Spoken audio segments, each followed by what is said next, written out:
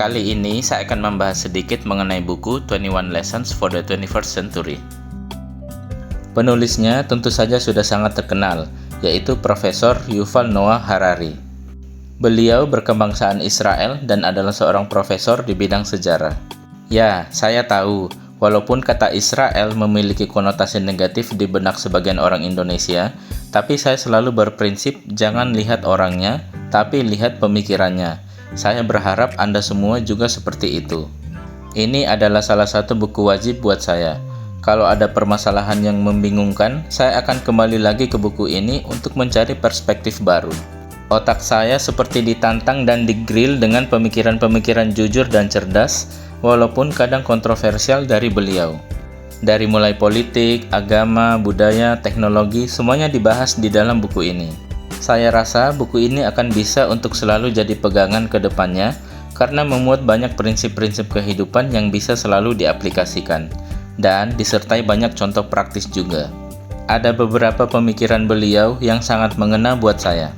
Pertama, manusia selalu lebih ahli dalam menciptakan alat-alat dibanding menggunakannya secara bijaksana. Semakin kesini, rasanya semakin canggih saja teknologi yang diciptakan. Ukuran prosesor semakin mengecil, penerbangan ruang angkasa bagi masyarakat sipil sudah terjadi, rekayasa genetik dengan semudah copy paste, dan banyak lagi. Namun, semua teknologi itu hanya tinggal butuh waktu saja untuk kemudian disalahgunakan. Contohnya, bubuk mesiu yang semestinya digunakan untuk hal-hal yang bermanfaat di dunia industri, tapi sekarang lebih banyak dipakai untuk saling bunuh antar manusia dalam perang. Pelajaran yang saya tangkap dari sini adalah manusia sebagai makhluk yang sudah diberi kecerdasan luar biasa dan kemampuan untuk gotong royong dalam menciptakan sesuatu, sayangnya tidak dianugerahi rasa tanggung jawab yang cukup. Kerusakan alam adalah contoh paling nyata hasil dari perilaku manusia yang kurang bertanggung jawab. Kedua, jauh lebih sulit menghadapi irelevansi dibandingkan eksploitasi. Maksud beliau, pada masa yang lampau, seorang manusia mungkin merasa jengkel karena tenaganya sebagai human labor sering dieksploitasi oleh pemilik industri untuk mendapat keuntungan. Tapi sejelek-jeleknya manusia dulu masih lebih punya nilai di pusaran ekonomi.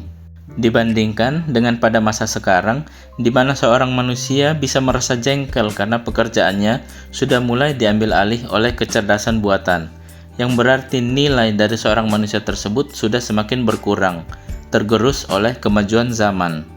Dulu manusia menghadapi eksploitasi, sekarang manusia menghadapi irelevansi atau berkurangnya nilai.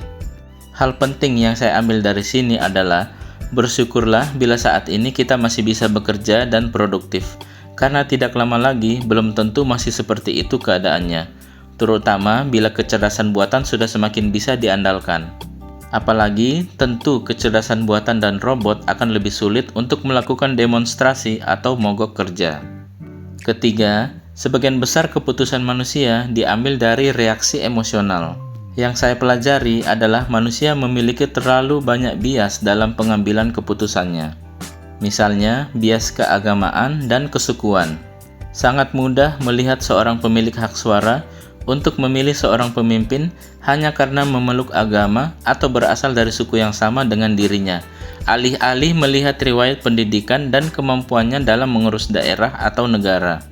Hal itulah yang selalu menjadi celah yang selalu dimanfaatkan dalam pemilihan legislatif dan kepala daerah atau presiden di negara kita.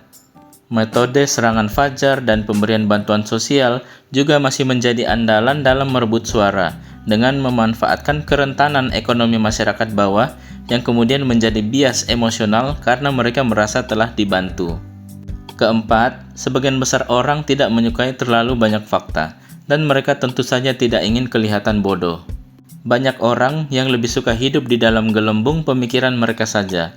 Mereka lebih suka fakta yang mendukung ide-ide atau kepercayaan mereka, meski itu tidak sesuai dengan fakta sebenarnya. Mereka tidak suka bila disodori fakta tentang suatu hal yang bertentangan dengan apa yang ingin mereka dengar atau percayai.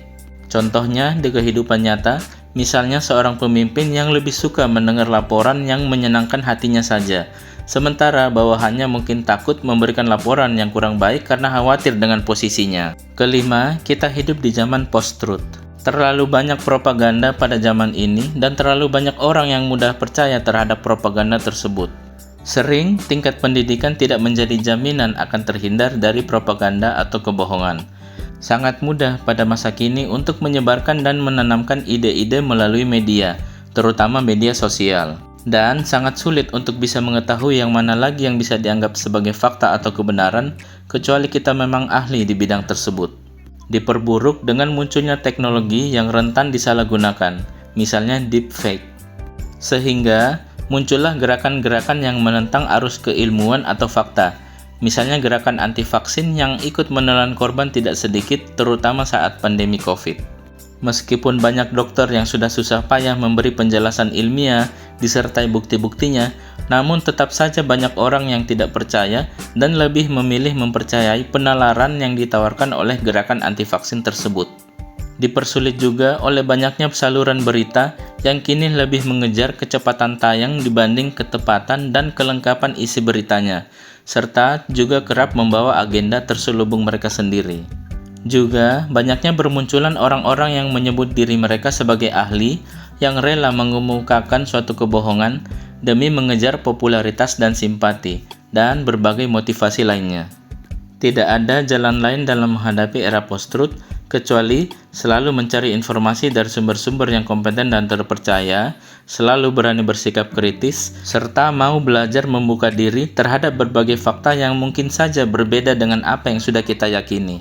Keenam, kejahatan terbesar di sejarah modern bukan hanya diakibatkan oleh keserakahan dan kebencian, tapi juga dari ketidakpedulian. Mungkin kita juga termasuk di kategori kurang peduli. Kita terlalu asik bekerja dan menikmati hidup kita sendiri, sehingga sering kita tidak peduli dengan perang yang terus terjadi di berbagai belahan dunia lain dengan pengungsi yang semakin banyak. Alasan klasik yang kita pakai, itu kan sudah ada yang urus, atau saya tidak bisa melakukan apapun untuk membantu mereka, atau kenapa saya harus mikirin orang di negara lain, sedangkan hidup saya saja belum sempurna. Semakin banyak orang yang berpikiran seperti itu, maka akan semakin kacaulah bumi ini. Akhir kata, ada banyak lagi contoh pemikiran beliau yang menarik di dalam buku ini, yang walaupun beberapa di antaranya pasti akan menuai pro dan kontra, termasuk pembahasan soal agama, tapi akan sangat mampu untuk menantang dan menguji akal sehat kita. Kita akan dipaksa berpikir dan merenungi lagi mengenai pemahaman kita selama ini. Salam berpikir.